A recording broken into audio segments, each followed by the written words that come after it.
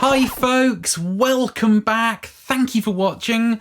Please do hit subscribe if you haven't done so yet. It really does help when you do that. So today folks, welcome to the end of month Q&A video for April 2022. And there's been some huge videos this month where views have just been through the roof. So I've got loads of your comments to get through today. So let's see who is up first this month. Yusuf Kasim, thanks for answering my question. You're very welcome. Thought you'd pick the Z Master in your top 3, but hey, I love the Z-Rec too.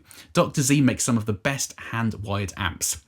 The Z Master was a very close 4th in that list, I've got to say, but for me, the Z-Rec just comes above it because I'm a British amp guy at heart, and I love that chimey, voxy top end that the Z-Rec has. The Z Master is incredible too, though, so it was a close call between the two. And you're absolutely right that Dr. Z makes some of the best amps out there. I'm always looking on eBay and Reverb and guitar shops trying to find used Dr. Z's to add to my collection because Mike really does know what he's doing when it comes to designing amplifier circuits. Green Manalishi just ordered Rolling Man OX4s. Excellent, Mark makes wonderful, wonderful pickups. And good point on PAFs being sat down a bit while pole screws heighten a bit. Every nuance matters and this will help me out big time. Thanks. It's a nice little trick and it's not going to solve a major fundamental problem with a certain pickup in a certain guitar. But it can just kind of fine tune that last couple of percent. And with a PAF style pickup, if you drop the overall pickup down slightly, but jack the pole screws up slightly, you can offset the coils and just fine tune that EQ. So dropping it down and raising the pole screws up thins the pickup out a little bit and adds a bit more kind of chimey top end. Dropping the pole screws down, raising the overall pickup up has the opposite effect, makes it a bit warmer. So as I said, it's not going to be anything sort of, large brush stroke. It's real subtleties, but it can be worth its weight in gold for just fine tuning that last percent of dialing in some new pickups. Tim Connolly, I knew right away when I saw this pedal that you would be doing a review. This is the Tubesteader Sunkeeper, which is the kind of orange rock reverb in a tube pedal format. Orange seems to be in your wheelhouse, so I knew you would put it through its paces. Sounds great, probably my next purchase as I already have a Beekeeper and love it. Glad to hear it sounds completely different from the Beekeeper. Shows Ollie is really putting some thought into his designs. It really does sound great and it is very different from the Beekeeper. The Beekeeper's great, but I'm not a real sort of Dumble amp guy, whereas British voiced orange amps, yes, that is absolutely my wheelhouse. And yeah, it's a very different pedal. So if you're into your orange British amp sounds, definitely check out the Tubesteader Sunkeeper. I think that the Channel 1 is great as a kind of always on tone conditioner and light boost for a sort of chimey top end, but that Channel 2, the sort of crunch, overdrive, distortion, fuzz channel, it's just one of my favourite pedals I've ever played. And it had to go straight on my pedal board. I rebuilt my pedal board a month after building it to fit that pedal on there. That's how much I love that pedal. That Channel 2 is just out of this world. Chris B, greetings from a fellow The Gear Pager. Welcome, Chris. Excellent review. Love the comparison format. How do you feel the mattress compares to the Retro Sonic? And this was taking the PastFX Elastic Mattress, comparing it to my original Electric Mistress. And by far and away the most popular comment under that video is, how does the Elastic Mattress compare to the Retro Sonic Flanger? I have both here and I have kind of A-B'd them like myself. I haven't made a video of it. And to be honest, I probably won't, because the honest truth is they are very, very close to each other. And you can dial both of them in to do pretty much everything the original Mistress does. There might be a couple of subtle differences between them, but probably no more so than the differences between two original Electric Mistresses. And it depends which particular Mistress you're basing your clone on as to how you voice it. They're both brilliant. They both do pretty much the same thing. The noise floor is pretty much the same on both of them. You would not be disappointed with either. So I probably won't shoot a comparison. I might change my mind on that, but they're both amazing and they are both absolutely equivalent to each other in terms of quality and sound. Barney Rubble, yabba dabba doo. Is there a trick to recording when you're playing soft to keep some of that noise out of the recording? And this is my original Mistress and it is the noisiest thing in the world. I think the two things I would say is if you are going to use any sort of gain anywhere, do it pre-flanger, because if you put the gain after the flanger or run it into a cranked amp, those gain stages are going to amplify that chirpy flanger noise and make it even more unusable.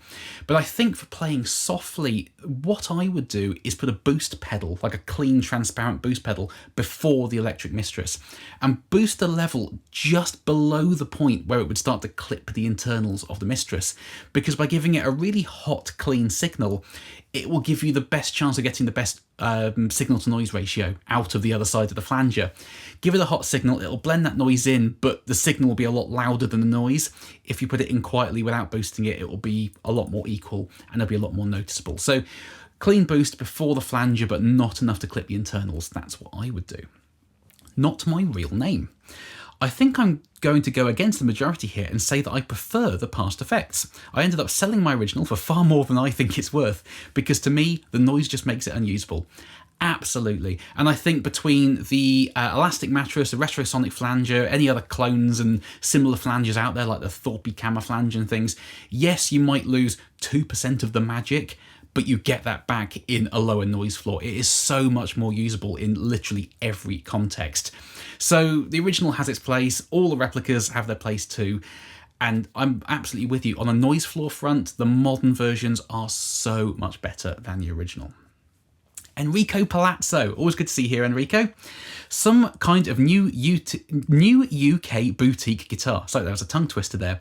And this was a teaser I put up of this guitar here, my Bailey Curve Special, the solid flamed maple bodied guitar. Joe, what is more important to you, guitars or amps? Would you prefer having a lot of guitars and a few amps, or a plethora of amps and a few high quality guitars? I think probably guitars for me. I mean, I would always rather put a cheap guitar into an amazing amp than an amazing guitar into a cheap amp. I think that will usually sound way better. Oh, it's such a tough call, isn't it? Because, I mean, I love classic guitars like Les Pauls, 335, Strats, Tellys, SGs and things. I'd say, yeah, let's go with guitars. I can choose my sort of favourite vintage guitars and put them into a few of my favourite amp circuits, like an AC30, JTM45, Orange Picks Only, that sort of thing. So lots of guitars, a few amazing amps. Let's stick with that. For a small luthier-made guitar, it's kind of shocking that they use metric import hardware, Chinese I'm guessing, and a nut that needed attention. So this is my Bailey Curve Special. I absolutely love this thing. In terms of the tailpiece, I mean, it's a perfectly fine tailpiece, really. It's not like a cheap, nasty feeling tailpiece. It works great. So it might be a sort of metric import one, but it's not a problem. It's not trying to be an ABR1 or a Telly ashtray replica bridge or anything. It's its own thing, and it's absolutely fine and perfectly functional. In terms of the nut was absolutely fine, to be honest with you. And I did mention in that video that it was going to need a nut adjustment. It's not because the nut was cut wrong, it's because it was cut for a set of 10s, and I use 12 through 64, so they always sit a bit proud of the nut. So it's because of my strings that it needs an adjustment. It's not because there was any problem with the nut when I bought it whatsoever. Fern Pole. The guitar reminds me of the Patrick Eggle Big Jim Sullivan signature Berlin, which was all maple but with an ebony fingerboard. It's interesting you should say that, because Mark Bailey trained under Patrick Eggle back in the 90s. So it's very, very possible that that guitar was the heavy inspiration for this one, for sure. Jammin' Shaman.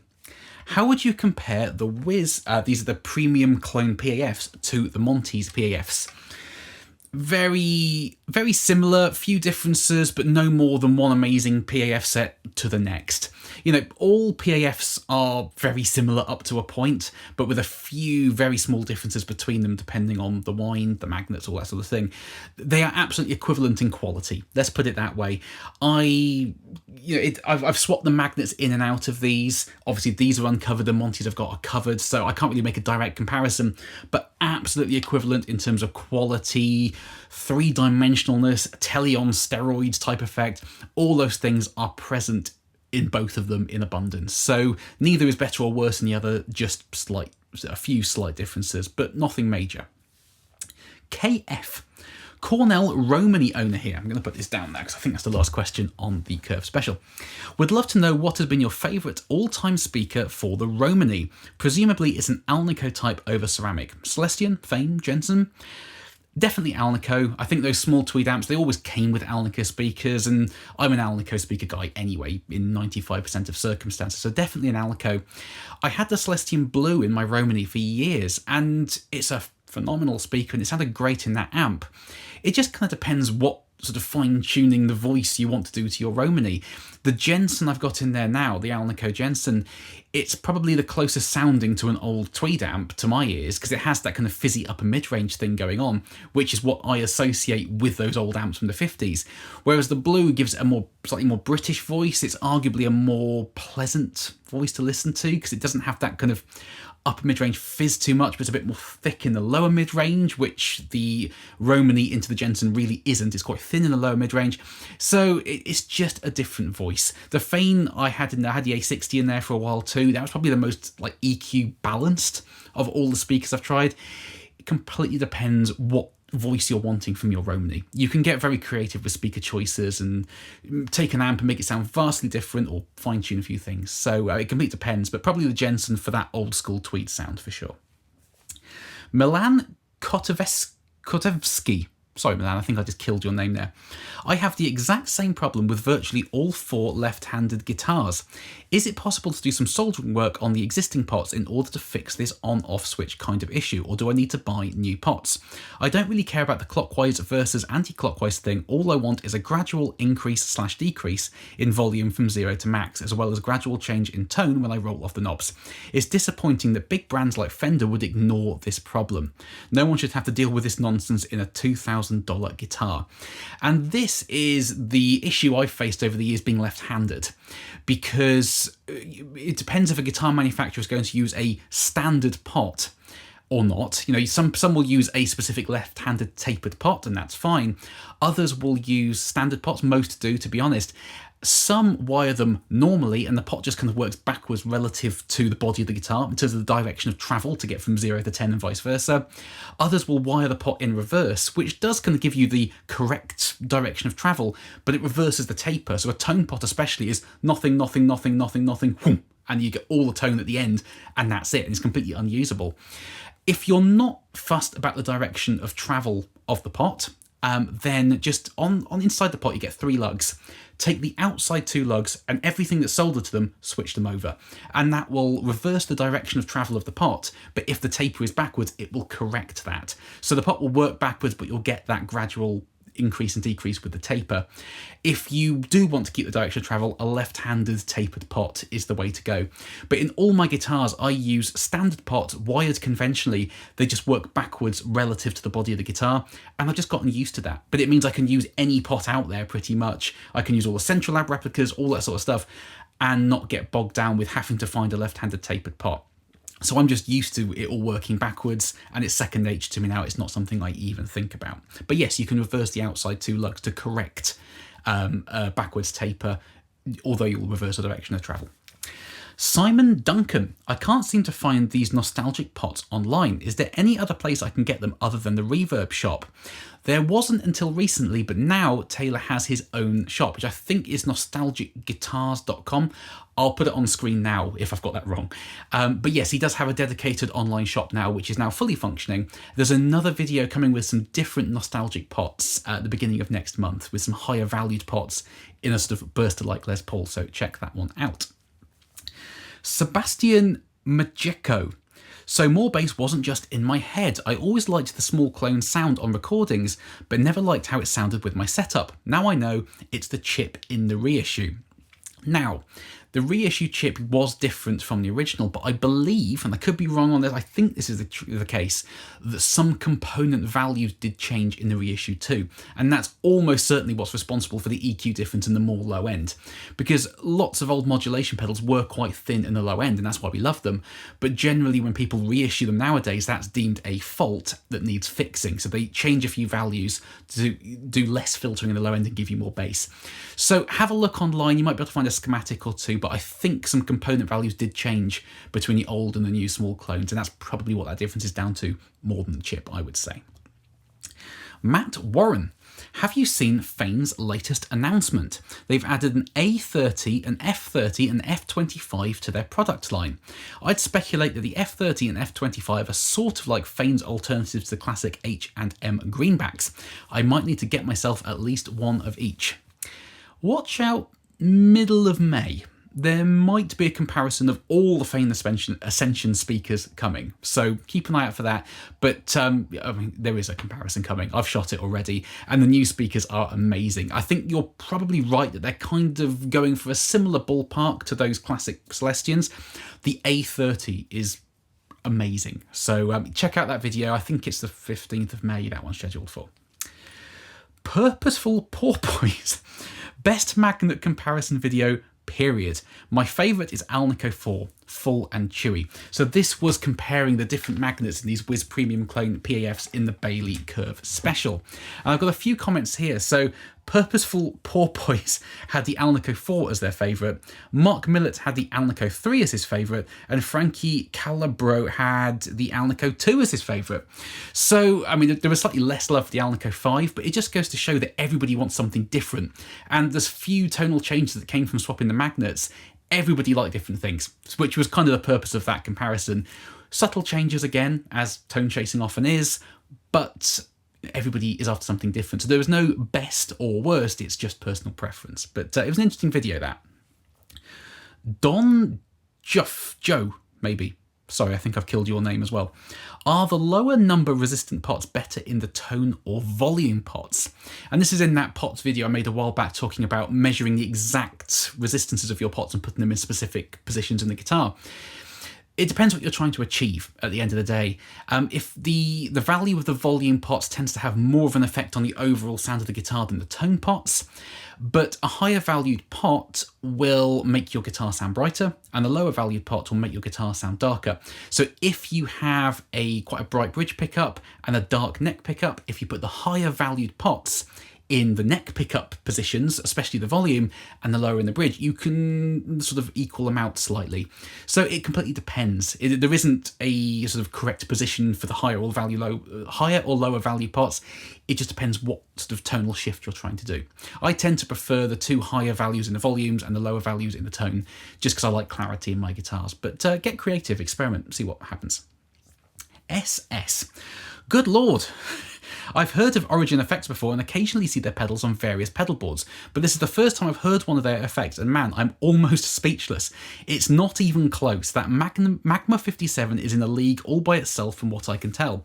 And oh no, as I'm typing this, I've just Googled the Magma 57 to see the price. As of now, it's $459. That would easily be the most expensive pedal I've ever bought. I really don't think I can justify a price like that, but if I was more wealthy, I would go for that pedal in a heartbeat.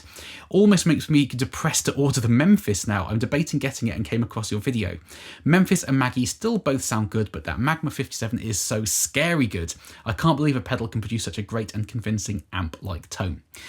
Well, the Origin Magma 57 is an incredible pedal, but it is really, really expensive. You're absolutely right. Origin pedals are some of the best out there, but they're also some of the most expensive.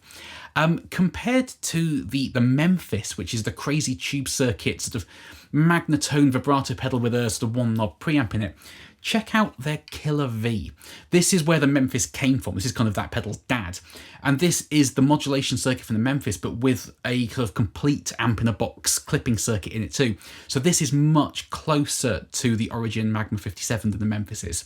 So I think it's a tiny bit more money, but definitely check out the Killer V if you like the Origin but don't want to pay for it, basically.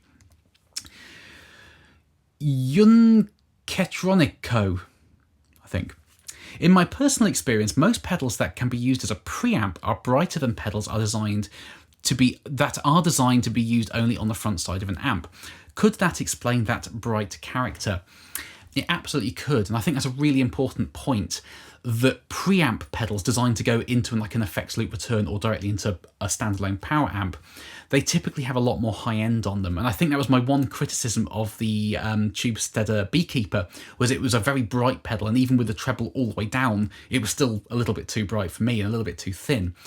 It might be one reason why on the Tubesteader Sunkeeper, the orange pedal, which is designed to do both as well, preamp and front of amp, there's a switch underneath the output jack to go from preamp mode to front of amp mode. And what that does in the front of amp mode is it drops the output slightly and also shelves off some high end. So you're absolutely, maybe there could be a version 2, I don't know, there could be a version 2 of the Beekeeper somewhere down the line with one of those toggles as well, like the Sunkeeper, to kind of shelve off a bit of that top end. But yeah, you're absolutely right that could be one of the reasons. I think that Tubesteader Beekeeper is also modelled on a particular dumble. I can't remember whose exactly, but I think that particular amp was quite thin and quite bright, which is why that pedal sounds the way it does, or one of the reasons. But yeah, definitely it could be down to the fact it's designed to go into an effects loop return as well as front of amp, definitely. Johnny M.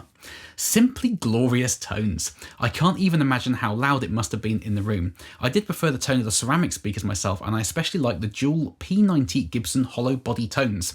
Which model is that one? Love your videos and your playing style. One of my fave subs. Cheers. Well, thank you, Johnny.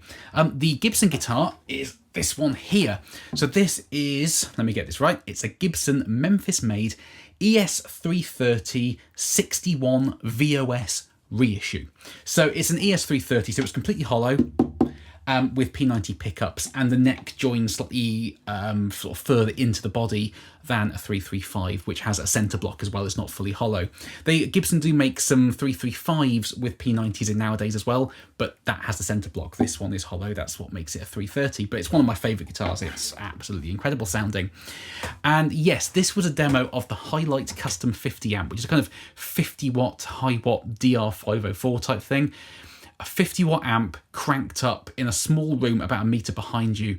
I had a headache within about 5 minutes. It was brutally loud, that amp. But man, as you say, what tones in that video. Like, that amp is just one absolutely special. Who is Michael Moshos? Great demo as always. It sounds like the originals, really close to my 77 DR103, and that's great to hear because I've never played an original high watt, and trying to dial a highlight in to sound that way. I'm glad that it kind of came across, and that amp is definitely in the right ballpark.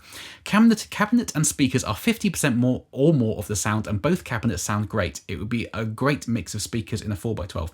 Definitely. Fane speakers are amazing, and they are very closely tied with that high watt sound. So check out the comparison of the Ascension range of Fane speakers next month, because I use the Hylight Custom 50 in that. So you'll hear how all those speakers sound with a high watt style amp, because that's what they're most synonymous with. So that was a lot of fun shooting that video. Mark Zug.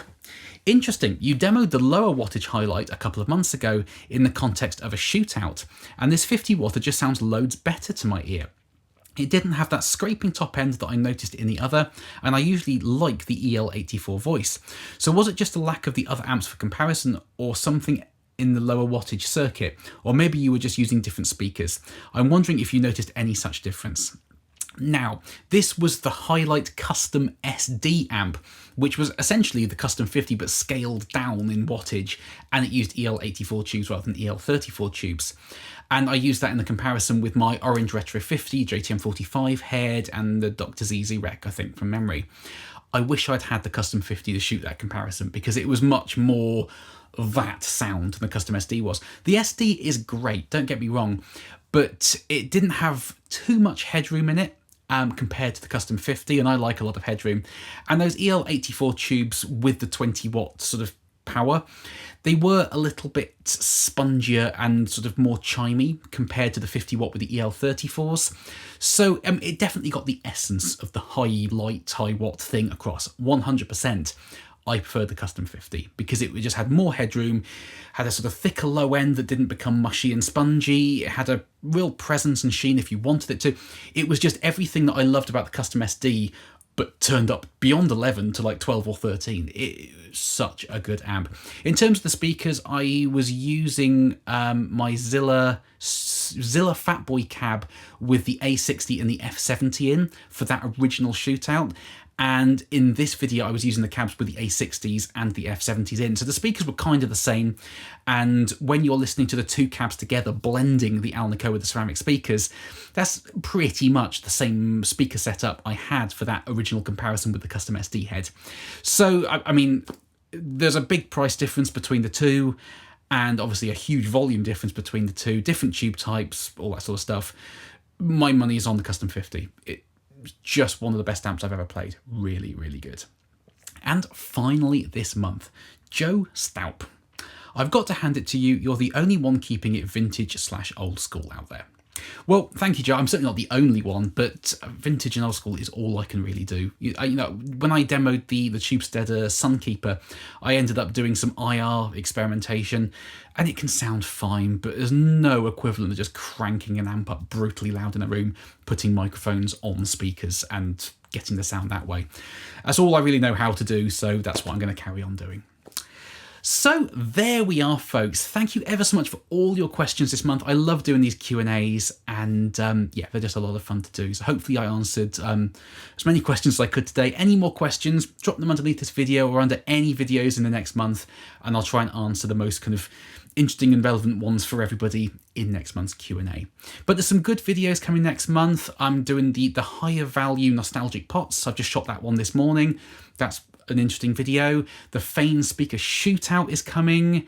What else is there coming next month? Oh, some more sounds with the Bailey Curve special as well. Because in that original demo I did, I just played 3 minutes through my orange head. So I'm going to put this through a load of different cranked amps to really get some cool tones going. So I've shot that already. It's a fun video. So thank you, folks. Please do carry on subscribing. I know I always say it does make a huge difference when you hit subscribe. I hope this video was as interesting for you as much as I enjoy doing it. They're a lot of fun to do. So thanks, folks, and I will see you very, very soon. Bye-bye.